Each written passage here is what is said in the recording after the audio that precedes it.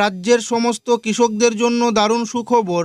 2026 সালে কৃষক বন্ধু প্রকল্পের প্রথম কিস্তি অর্থাৎ খরিফ মরশুমের টাকা কবে দেওয়া হবে। খরিফ মরশুমের টাকা দেওয়ার বিষয়ে এইমাত্র গুরুত্বপূর্ণ আপডেট এসেছে। সেই সঙ্গে 2026 সালে কৃষক বন্ধু প্রকল্পের খরিফ মরশুমের টাকা কোন কৃষকরা আগে টাকা পাবেন এবং কোন কৃষকরা পরে টাকা পাবেন, এছাড়াও কোন জেলায় কবে টাকা দেওয়া হবে এবং রাজ্যের সমস্ত কৃষকদের খরিফ সিজনের পেমেন্ট স্ট্যাটাসে আপডেট চলে এসছে।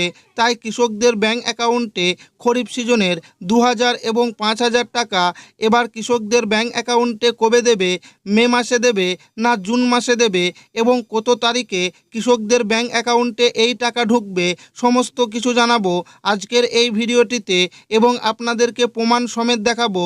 তাই ভিডিওটি প্রথম থেকে শেষ পর্যন্ত দেখবেন এবং আপনি কোন জেলা থেকে দেখছেন অবশ্যই কমেন্টে লিখে জানাবেন। কৃষক বন্ধু প্রকল্পের প্রথম কিস্তি খরিফ মরশুম টাকার নতুন ঘোষণা, ফাইনাল তারিখ। বর্তমানে রাজ্যের কৃষকরা অপেক্ষা করছেন কৃষক বন্ধু প্রকল্পের প্রথম কিস্তির টাকার জন্য।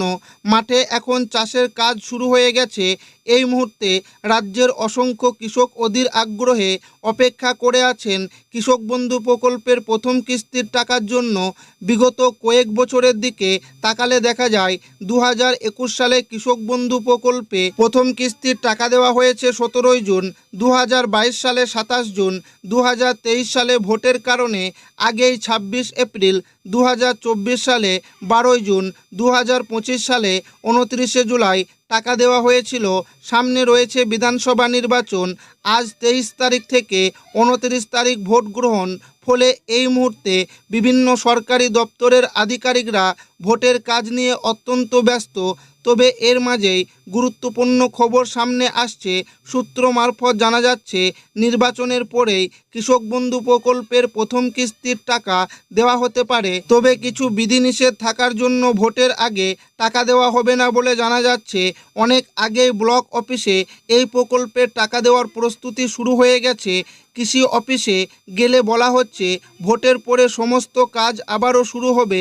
যারা নতুন করে আবেদন করতে চান বা নতুন জমির পরিমাণ যুক্ত করতে চান তারা ভোটের পরে কৃষি অফিসে যোগাযোগ করতে পারবে। পুরনো কৃষকদের ক্ষেত্রে অনেক সময় ডিডিএ অ্যাপ্রুভ ধাপটি না এসে সরাসরি অ্যাকাউন্ট ভ্যালিড হয়ে যায়, কিন্তু নতুন কৃষকদের ক্ষেত্রে ডিডিএ অ্যাপ্রুভ এবং তারপর অ্যাকাউন্ট ভ্যালিড দেখা যায়।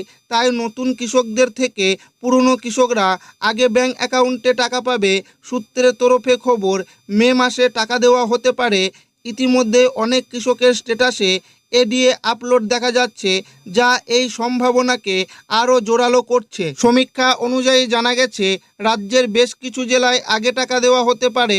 এর মধ্যে রয়েছে হাওড়া, হুগলি, 2 দিনাজপুর, কোচবিহার, পূর্ব ও পশ্চিম মেদিনীপুর, মালদা, মুর্শিদাবাদ, বাঁকুড়া ও আলিপুরদুয়ার। এই সমস্ত জেলায় আগে টাকা দেওয়া হবে।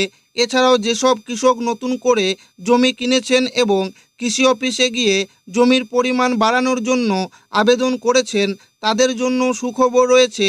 যদি এখন স্ট্যাটাসে নতুন পরিমাণ আপডেট হয়ে থাকে তাহলে সেই অনুযায়ী অতিরিক্ত টাকাও পাওয়া যাবে। যেসব কৃষকের স্ট্যাটাসে আধার নাম্বার দেখা যাচ্ছে না তাদের অবশ্যই দ্রুত কৃষি অফিসে গিয়ে আধার লিঙ্ক করতে হবে। পাশাপাশি ব্যাংক অ্যাকাউন্টে কেওয়াইসি আপডেট থাকা অত্যন্ত প্রয়োজন। বিগত রবি মরশুম টাকা দেওয়ার সময় দেখা গেছে এই কারণে অনেক কৃষকরা টাকা পায়নি। কোন কৃষকরা টাকা পাচ্ছে? যেসব কৃষকরা গত রবি মরশুমের টাকা ব্যাংক অ্যাকাউন্টে পাননি, ব্যাংকের সমস্যা বা কাগজপত্রের সমস্যার জন্য, তাদের মধ্যে অনেকেই সেই সমস্যার সমাধান করেছেন।